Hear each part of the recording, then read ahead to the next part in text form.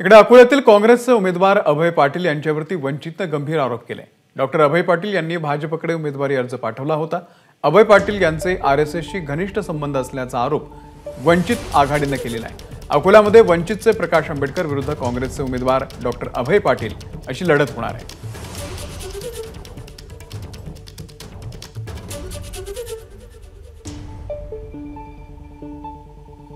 अकोल्याचे काँग्रेसचे उमेदवार अभय पाटील यांचा आधी भाजपकडे अर्ज।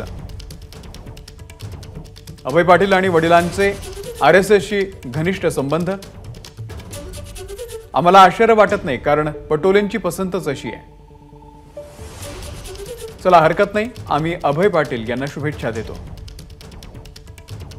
तुम्ही काहीही करा, अकोल्यातून हिम्मतवालाच विजयी होणार। एबीपी माझा, उघडा डोळे बघा नीट।